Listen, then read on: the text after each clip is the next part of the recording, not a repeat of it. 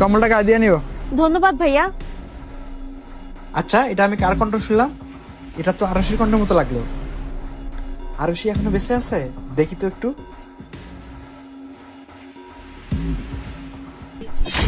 হ্যাঁ, এটা তো আরশি। আল্লাহ, এটা আমি কি দেখতেছি? ও এখনো বেঁচে আছে? আচ্ছা, ওর এই অবস্থা কেন? একটা কাজ করি, তাড়াতাড়ি করে মাস্কটা পরে নেই। আরশির এই অবস্থা কেন? আজকে আমাকে সবকিছু জানতেই হবে।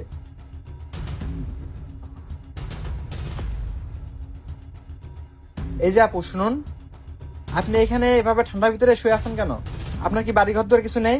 ভাইয়া, কেউ তো এমনি এমনি ঠান্ডার ভিতরে বাইরে থাকবে না, তাই না? আসলে আমি পরিস্থিতির শিকার। আমার বাড়ি আছে, আমার সংসার আছে, আমার স্বামী আছে। আচ্ছা, এটা নয়তো বুঝলাম, তোমার বাড়ি আছে, সংসার আছে, তোমার স্বামী আছে, তাহলে তুমি আমাকে একটা কথা বলো তো, তুমি এই ঠান্ডার মধ্যে এখানে এভাবে আছো কেন? তাছাড়া তুমি একটা মেয়ে মানুষ হয়ে এভাবে রাস্তার পাশে এভাবে শুয়ে আছো? দেখো আপু, একটা মেয়ে মানুষ হয়ে কিন্তু রাস্তার পাশে এভাবে শুয়ে থাকা সেফ না।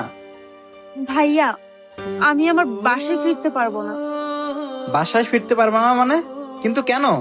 কেননা আমার দেওর আমার শ্বশুর বাড়ি থেকে ঘাট ধাক্কা দিয়ে বের করে দিয়েছে। বের হয়ে যা আমাদের বাড়ি থেকে, ফালতু মেয়ে একটা। সারাদিন আমার মুখে মুখে তর্ক করতে থাকবে। বেরিয়ে যা এখান থেকে। আজকের পর থেকে যেন আর এই বাড়িতে তোমাকে না দেখি। আবার যদি নেক্সট টাইম আমার বাড়িতে ফিরে আসিস, তাহলে আমার থেকে খারাপ কেউ হবে না। ভাই, তুমি আমার সাথে এরকম ব্যবহার কেন করছো? আমি কোথায় যাবো ঠান্ডার ভিতরে? আর আমি তো পড়ালেখাও জানি না যে নিজের জন্য কোনো কাজ খুঁজে নেব। শোনো, আমি তোমার আর এই জ্ঞান জ্ঞান শুনতে পারবো না। আমি যেহেতু বলে দিছি এই বাড়িতে তুমি আর আসবে না, আর আসতে পারবে না। ভাই, তুমি যে আমাকে বাসা থেকে বের করে দিচ্ছ, তোমার বড় ভাই যদি জানতে পারে খুব খারাপ হবে। এই শোন, তোর আগে সে আমার বড় ভাই হয়। আমার বড় ভাইকে আমি যাবো যাবো, সে তাই বুঝবে। তারপর দেখবি তোকেই উল্টা দোষারোপ করছে।